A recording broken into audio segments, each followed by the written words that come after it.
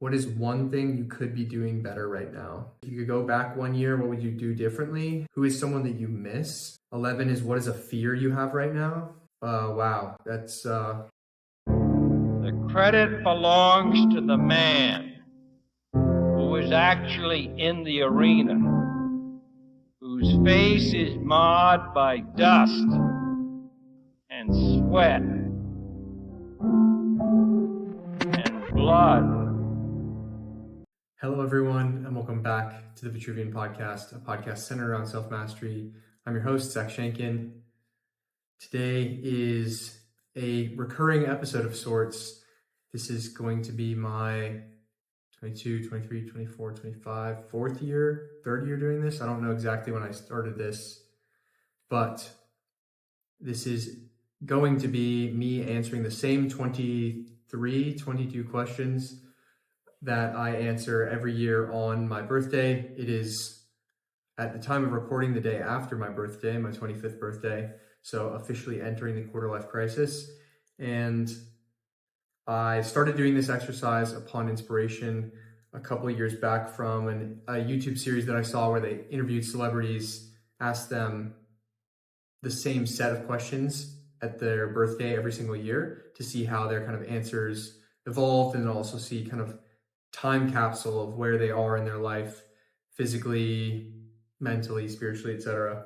I thought it was a really cool concept, and I stole it because even selfishly, I wanted to have it logged for me personally. I actually made the first one of these probably 6 to 8 months before I even entered into the online world, started making content, knew I was going to make content. I had legitimately no inkling at all that I was ever going to step out in any serious capacity and start making content or sharing it with the world at least. I sat down with this laptop, my phone, set it up. It was actually vertical, and I just recorded myself, filmed myself answering these questions. And when I listened to it back, I actually kind of enjoyed listening to it, weirdly enough. And I don't know if that's the narcissistic egoic side of me, or if that was an early flash of maybe, hey, you might have something special here with the way that you communicate and articulate your thoughts. And obviously I've gotten a few more reps since then, and my life has drastically changed since that first recording. I think I did it for my 22nd birthday,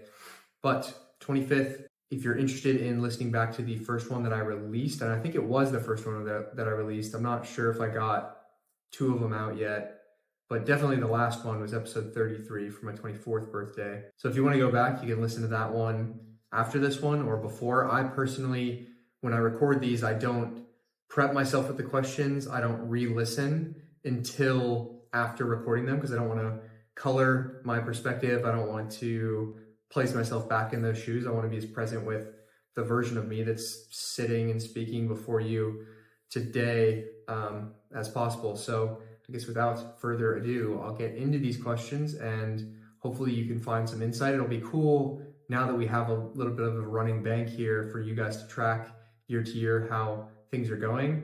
And the big takeaway, I guess, before I really get into these, is that I think you should adopt some sort of practice like this. I talk a lot about weekly reflections, daily reflections, yearly reflections, different ways to do that. I have lots of thoughts. I've experimented with a lot of different methods and modalities, but this one's a pretty organic one, and you don't have to record it with any intention of ever putting it anywhere, but just having the conversation with yourself and using these specific questions is, I think, a really cool exercise to do for yourself. Like, think of it as a gift to your future children or your future self, and I think it actually can serve you in the present as well. So encourage you to try some variety. I'll have the list of the questions in the description below, and you can give it a shot and see if you can keep up yearly practice. It's one that I think will serve you well. So the first question is, what is your name? My name is Zachary Dean Shankin. Second is, what is the first thing that you did when you woke up this morning? Well, unlike many mornings, this morning I was woken up before I normally do and before my alarm with some intestinal discomfort. I'm recording this in Southeast Asia, so I'm thinking it was some sort of mystery disease, Southeast Asia stomach thing. So I'm sorting that out today. But normally I would wake up, hit the electrolytes, and walk wherever I am. And fortunately, because I am in Southeast Asia, I'm not far from the beach. So the past few days and upcoming weeks will be morning beach walks, which I'm super grateful for. And then after that, I actually called a close friend, Kyle, who I've mentioned numerous times on this podcast, but Kyle's an amazing human being. We still haven't met in person, which is surreal to say because we've become such good friends over the years through the internet. We've been doing weekly calls for a long, long time about creatorship and then just life in general. So shout out, Kyle. I know that you listen to some amount of these, so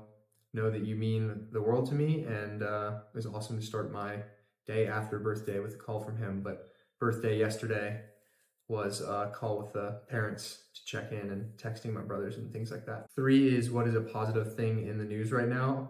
I'm smiling, of course, because I don't consume the news at all. That is an intentional decision. I don't believe it serves me personally at all. And I think that largely the news is a fear control mechanism.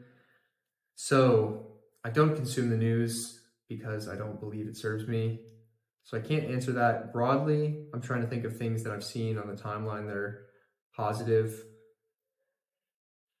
I mean, generally, I just love to see my friends doing well on projects that they're working on. I've been able to run into a number of people through entering into the internet world and creating content that, you get to see the start of their journey, and then along the way, each person reaches their little moment where they kind of break off and blow up, whether it's a business they're building or just content creation. So it's awesome to see the team doing well in their little individual verticals, and excited and of course very grateful to share the arena with all of them.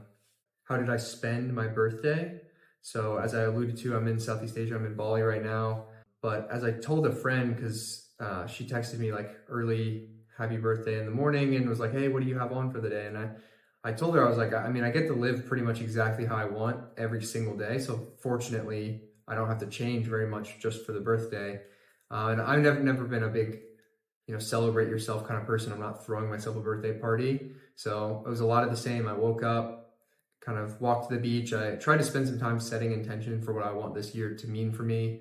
I feel like every year is an amazing one. I'm grateful to be given another, but like 25 for whatever reason feels somewhat significant. So walked to the beach, then came back, did a little bit of morning work, had the call with my parents to catch up, went to the gym, and then, spent the rest of the day doing bits and bops on the work, got some sun, walked to the beach.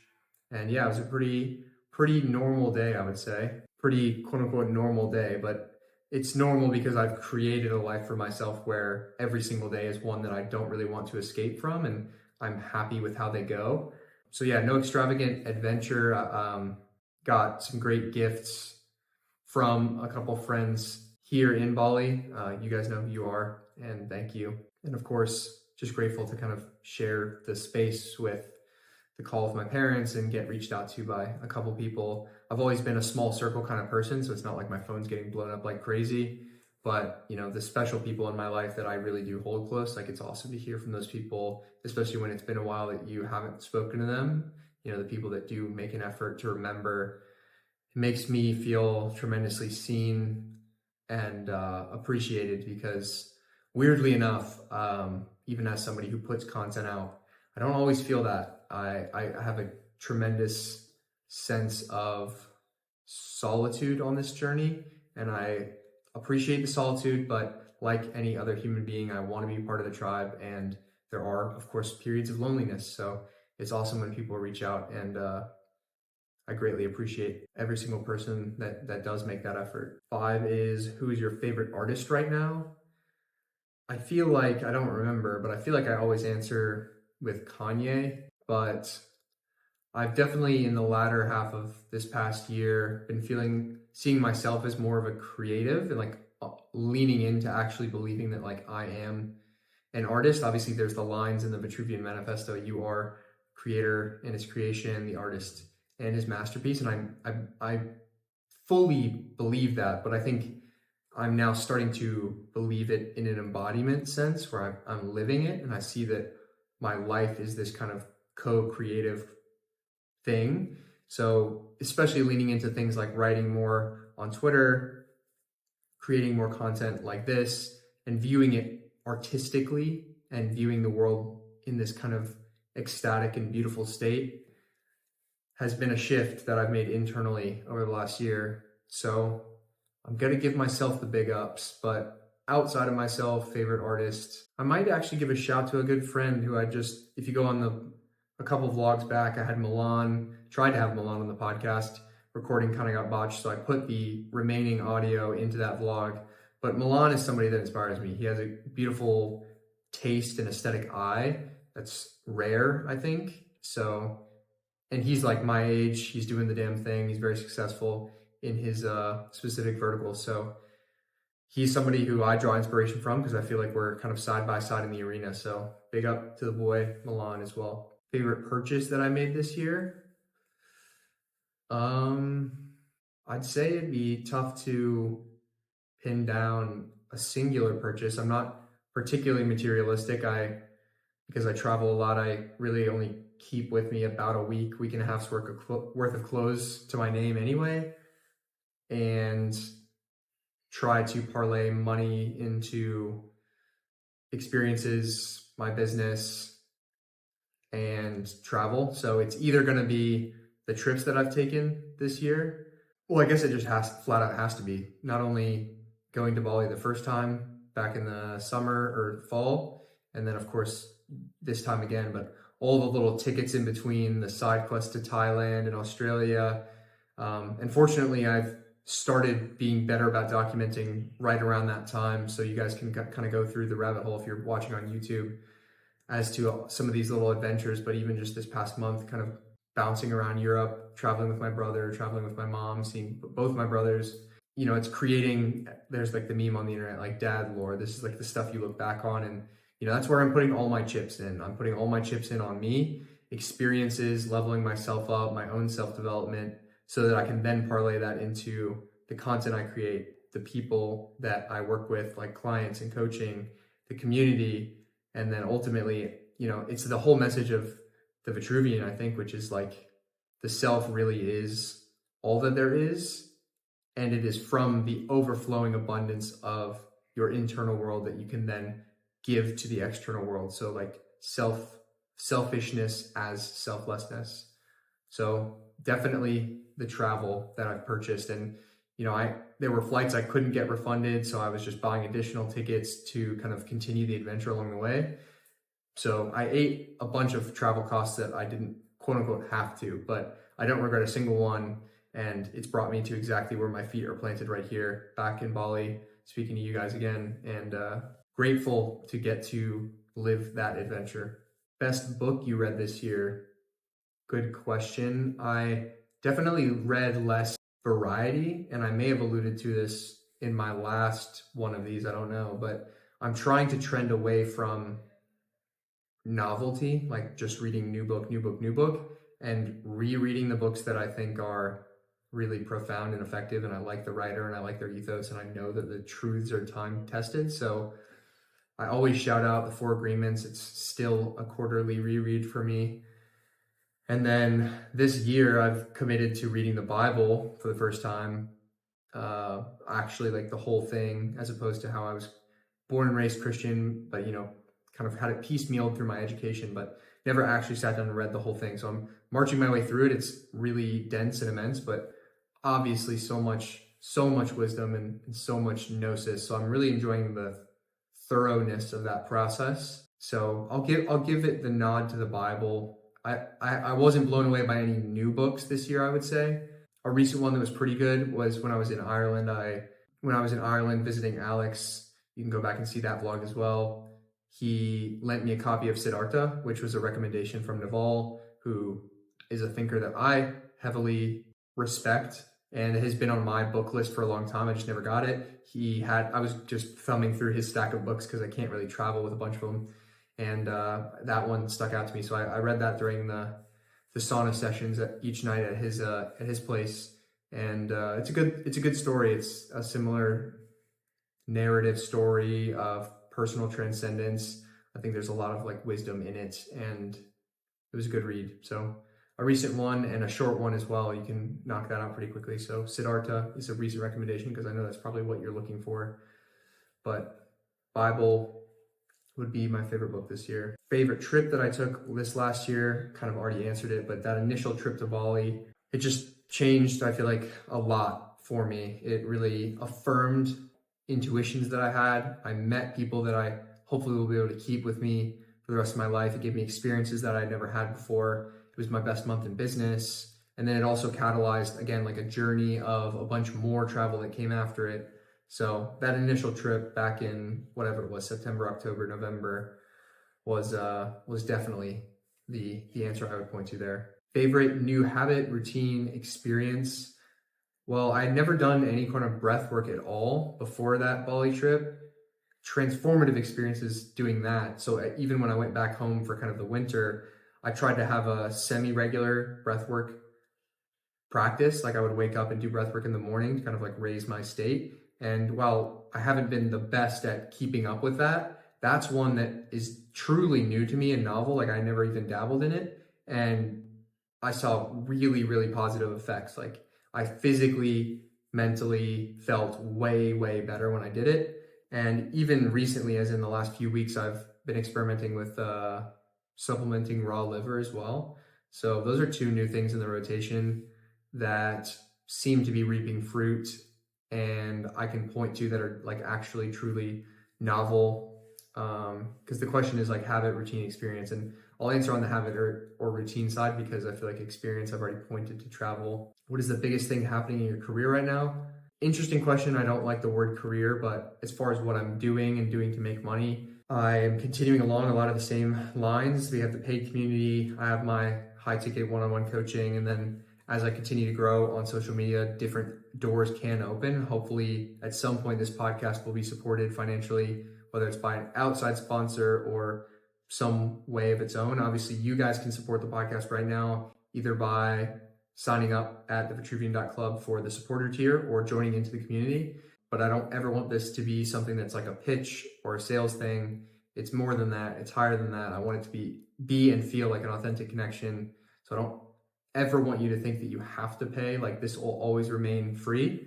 But, you know, at the end of the day, I have to make my own living so that I can continue the craft, can continue to give back to the community. So those are things that are going on. I've been thinking a lot about where I specifically align most on social media. You know, there's a bunch of different platforms. Each platform demands a different type of thing and type of creation. I'm really, even though I'm not great at it yet, I'm really enjoying becoming better at writing on Twitter. I want that to be a big thing this year for me, is improving my writing ability and finding, you know, my little corner of the internet on Twitter. And then of course with YouTube, I really love this platform. It's always been kind of the North Star and just experimenting. You know, I've started making vlogs. I'm still not excellent at it, but I'm getting better at it. And I've had positive feedback from it. And I'm grateful that I'm documenting it. I never regret filming. It's always just hard for me to pick that camera up. So I apologize for the weird gaps, the times I don't film. I'm doing my best as a one-man team, but excited about all that stuff and honestly just kind of pursuing what feels organic at the moment and obvious, and kind of trying personally just to continue to step through open doors and see where that takes me in terms of quote unquote career, if you will. 11 is, what is a fear you have right now? Wow, that's a hard question. I don't really think I have a lot of true deep-seated fear, but something that's been coming up recently, I may have alluded to it, but like the being alone thing. I think I'm growing frustrated with not truly in my physical reality, like having my people all around me. And like I've weathered the truly lonely period, right? Like Hormozi talks about in others, where you're on your path of whatever it is, self-development, starting a business, etc. You've kind of shed this former layer, these former friends, you create space, you have to be alone for a while, and then you start finding your new people. I found a lot of them, and they're amazing people, and they're from all over the world. But I do wish that like I woke up to those people every single day in my physical reality. And like being somewhat nomadic right now, I know that that's a bigger ask. So trying to find a place where I can really carve out a home and like find my people is something. And like, I guess the fear attached to that is like the fear of being alone or something like that. Now, it's not something that keeps me up at night, but that is something I think that has emotionally been coming up for me recently.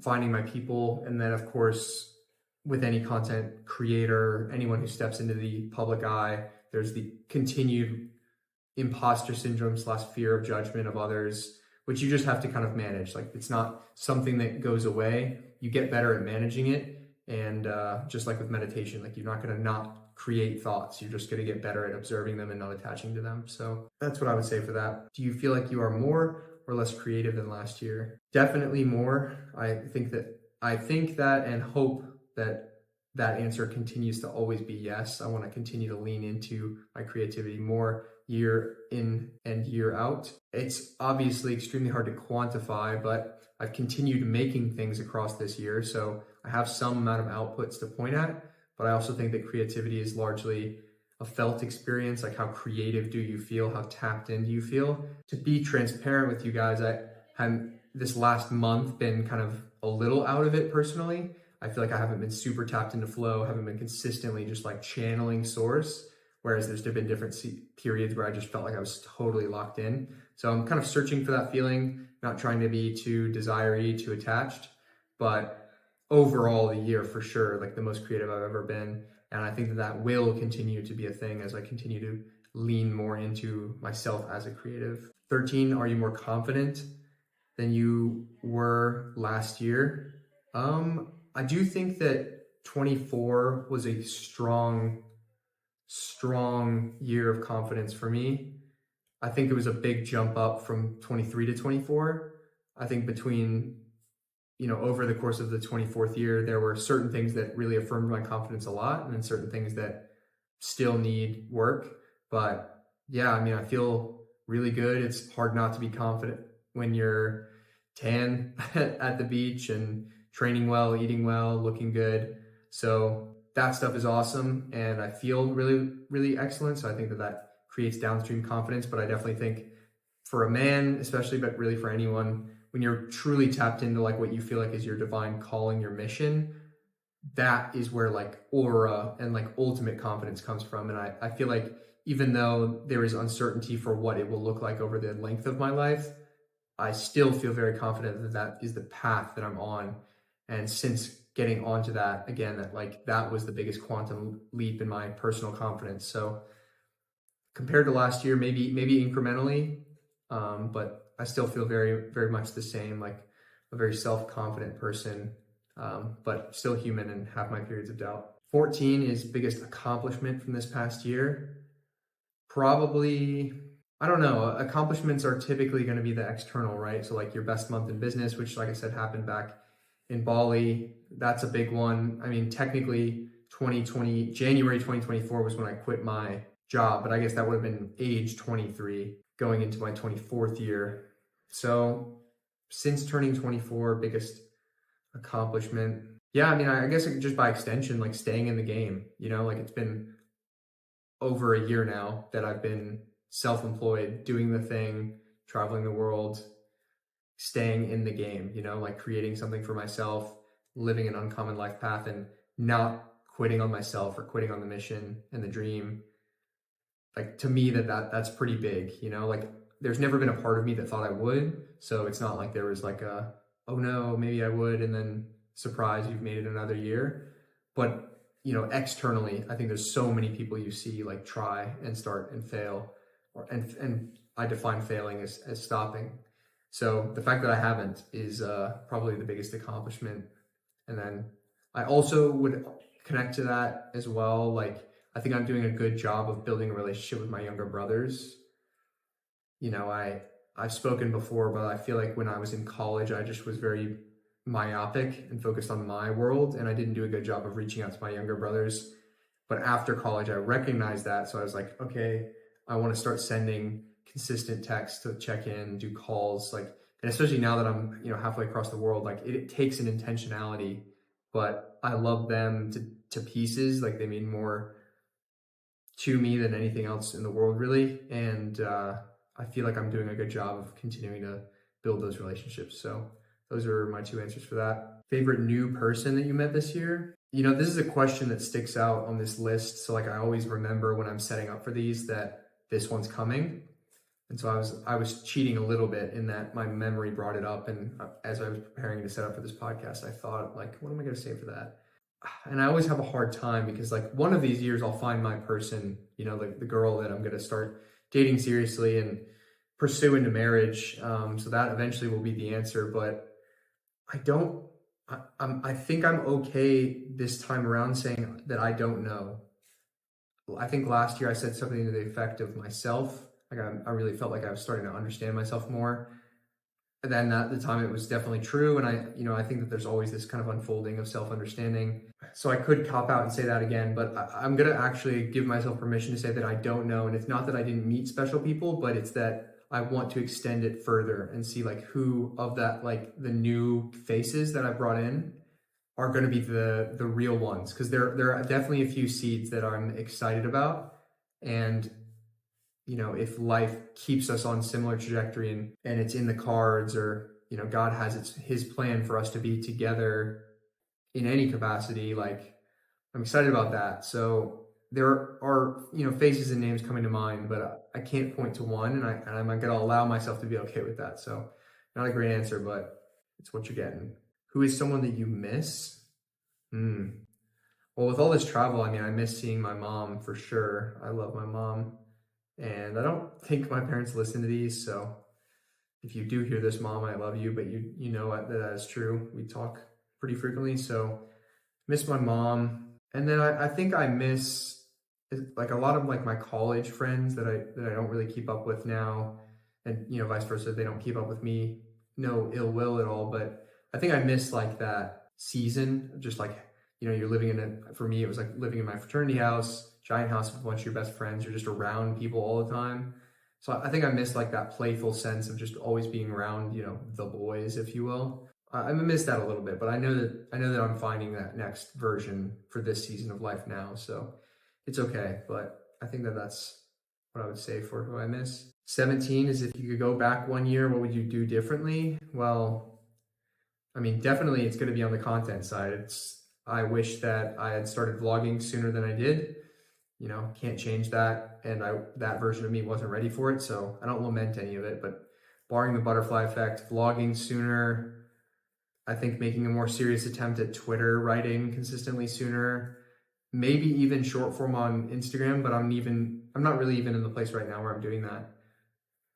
Because I don't know that that's really, like, where I shine. So I'll spare you the social media details, but yeah, I really just like making more sooner, whether it is more solo podcasts, more podcasts in general, vlogging the behind the scenes, being, layers and layers deeper of more authenticity and vulnerability sooner. I feel like I'm still doing that, and it's like more and more frequent and deeper as we go on. But if I could go back and just accelerate that journey, I'd be, quote unquote, a year further down the line. So yeah, maybe just more of the same. That's I guess the beautiful part about being able to say that I feel like I'm on the divine path, or what I'm supposed to be doing. I'm working on my purpose and my mission, is that it's the same stuff, just more of it and sooner. 18 is, are you in a relationship right now? At the moment, I'm not. Still single, but I definitely think that I've thought a lot about relationships over the last year, over the last 6 months. And for a while, I think I was psyoped into that school of thought of, like, as a man, you need to have X, Y, and Z external things set. You need to build and be single in your early 20s. And I think that has utility. Like, it is not lost on me how amazing the freedom I have of just being single and, like, answering to no one at any time. It's really awesome. So I know that I'm trying to be present and grateful for that season, but I also know that, like, the right person will really pull out of me, like, the highest levels that I can and want to achieve. And, like, I've recognized, and like I said, I kind of revised my philosophy, where I think that the only way out to the destination you want to go is, like, immersion. So I've spoken before, like, in love in general, and I haven't talked about relationships a ton, but, like, you have to risk heartbreak to also have the opportunity to truly fall in love, right? Like, you can't have one without the other. And I think that, like, in my world, it's like you can't pray for and hope for the woman of your dreams if you're not willing to try, like really like relinquish control, be vulnerable with somebody, open your world to them, and like actually figure it out. Like fuck around and find out if they're your person. And the privilege of being on the male side of the equation is like I don't have a timeline, so I can try and fail a bunch when I'm young, and I don't have to race to find quote unquote the right answer. And it doesn't mean like sleep around or date crazy. Like I'm not on the apps, I'm not seeking it, but I think I have much more of an openness of heart, and I'm excited about the responsibility of entering a seriously committed like long-term relationship, because I think that for men specifically, like it is not in assuming less responsibility, but it's in assuming more responsibility, that you try to that you will find enlightenment, you'll find God. Like just take on more than you can handle, and you'll just become the person who's capable of it. And I look at it, the way I look at relationships is like, all right, if this woman or this person is going to commit to me, their world, their vulnerability, like trust me, like that's a huge responsibility. Their emotional safety, their trust in our future, the future we're building together. I'm not in a place to financially provide for somebody else right now, and that's part of maybe a limiting belief that's been around for a bit. But even so, like there's this shared vision for the future, right? You find your person. It's like it's no longer you and I. It's like we are building for this thing. And I'm excited by the concept of that responsibility. Like I'm very ready, I feel like. So anyway, that is that question expounded on more than necessary. What is one thing you could be doing better right now? Yeah, I think it goes back to the content thing. Like I need to hold myself accountable to, and I'm dabbling. Maybe you'll hear this and then start seeing on YouTube daily videos, but I think at some point I need to create a constraint that pushes me harder than I've pushed before. So I think just more frequency of content creation so that the world can get this message, and we can see some serious measurable growth this year with everything, with the vision, the mission, spreading the good word, exposing myself to more people, which means bigger podcast guests, which means getting invited on other podcasts. It just only good problems come from more exposure in the arena that I'm in. So just leaning into like my side of the equation, which is like being faithful with the hard work that I provide. So I probably could be doing a little bit better with that. And then on the flip side of that, maybe being kinder with my internal monologue and not kind of beating myself up so much when I don't live up to this arbitrary standard I've set for myself. I feel like every once in a while I can be kind of hard on myself because I am an achiever type. What is a piece of advice that 50-year-old you would give current you right now? I think it would be, don't worry, it's all going to work out. Just keep going, and maybe even it's going to get worse before it gets better. I don't know why I'm saying that. Maybe I'm channeling that intuitively through the field, but I think there's, on any path, there's a tremendous, like life in general is extremely uncertain, and then you choose this really uncommon life path. You assume on all this additional uncertainty that's like forced in your face. And, that can wear on you. It definitely wears on me sometimes. And I think about, when is it going to quote unquote work out for me? Even though I fully acknowledge it is worked out, but like the bigger things, right? Like when are you going to have like true crazy financial abundance and security? Like the amount that you could, bring on a partner and provide for them, or bring on kids and provide for them. Like those are layers that I haven't kind of cracked yet. And I think about that because I'm a vision focused person. But I think that the 50-year-old version of me would say, it's going to work out. You're going to be okay. Just trust that it's going to be okay and keep going. 21 is, who is your best friend? That's a hard question. I know I've touched a good amount in this podcast on my friend circle situation, but yeah, I mean, Kyle's somebody who stands out for sure. I love my younger brothers a lot. They mean the world to me, even though we don't get to be around each other the most right now, but I love those guys to death. And then there's a few other names sprinkled in there that I've met. But again, it's like I don't have that person that like I wake up every single day and I see outside my door, like we share an apartment right now. So not necessarily in that season where I could point out and be like, yeah, it's fucking Jerry. Like Jerry's my dog. But yeah, I don't know. There's a few characters, Kyle, Ryan, who I've mentioned and had on this podcast before, are some people that have really supported me in a meaningful way along the journey.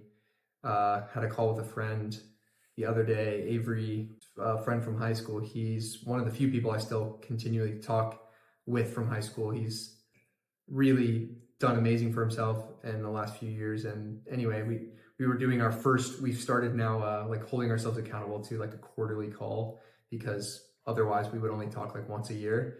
But he's the kind of guy that like even those once a year calls or once a year catch ups, like immediately you drop in and it's just like nothing ever changed. So he's somebody that stands out as well. But again, it's like he lives a world away from me right now. I don't know if it's fair on my end to say he's my best friend or one of my best friends, but he definitely is one of my best friends. So there's a few names, and yeah, best friend applications are open, but my standards are extremely high, thus proves by my small circle right now. What is one mistake you made last year? You know, I'm somebody who definitely believes like nothing is ever wasted. You know, everything is tallied on the cosmic ledger. There's nothing, everything is additive, especially as a man. Like all your experiences accrues positively. Like you don't really take damage, you just grow basically. So I don't know that I've made a mistake. I mean, it might tie back into the content thing. Like I didn't do more sooner, but I also think that like if that version of you isn't ready, then you're not ready and you can't really force it or expect it out of that person. So I can't really point to a major mistake. You know, I don't feel like I ever dated the wrong girl. I don't think I ever, you know, I don't drink, so none of the physical shit like getting hammered or getting arrested, like none of that stuff ever happens to me. Yeah, I mean, honestly, if I would point to allowing my external circumstances to dictate my internal state for like extended periods of time. Like this past winter was pretty hard for me. I've kind of loosely alluded to it. A lot of internal stuff, a lot of family stuff. Spare you the gory details, but I feel like I let my environment pull me into a lower vibration for a period of time. And I think that that is a mistake. I think that state management is very important, and I could have done better at protecting my own energy, and I didn't at that time. Again, everything was for a reason. I 100% now can connect those dots looking back, but that's probably one, is not protecting my energy more carefully and letting my environment kind of rule me a little bit and instill or reinforce some like negative thought patterns that I had to then, of course, work through. And then the final question is, where will you be 1 year from now?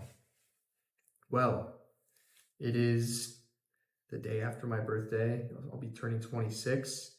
26 also seems like another one for a man where you're just like no longer young. Like I think 25 is right on that cusp where you're still kind of, you could use the word kid, but then 26 is like, all right, you're a young man for sure. So 1 year from now, hopefully I will be in the best shape of my life, continuing to peak that every single year. So in even better shape than I am now. Hopefully I will have made my first million. That would be amazing. Not like net worth, but total money made, I think is a fair metric. And yeah, hopefully I'll have shored up some of the stuff that I've had doubts about that I talked about on this podcast. Like I want to be in a place that like I can call my own. It feels like kind of a home base. I want to have that circle of homies that like is like the true squad. Maybe I'll have found that special lady, but that's on divine time. And then, you know, God willing, I'll be doing a lot of the same thing. I think I could set some goals for outside stuff like subscribers on YouTube, listens to the podcast, followers, yada, yada. But I've given up on the output driven goals. I just don't think it's really for me to say or for me to aim at. Like I got to control what I can, which is inputs. So 1 year from now, I'll have done at a minimum, 52 more podcasts, hopefully 52 more vlogs to accompany that minimum. And then, a bunch of other miscellaneous content and writing along the way. And likewise, hopefully lives change through whether it's content, one-on-one coaching, or any of the other ways that I can make a dent in this little corner of the universe that I get to play in. So that is my loose answer. If I had to say geographically, I'm going to go with United States. And yeah, that brings us to the end. I hope that this was interesting, insightful, potentially.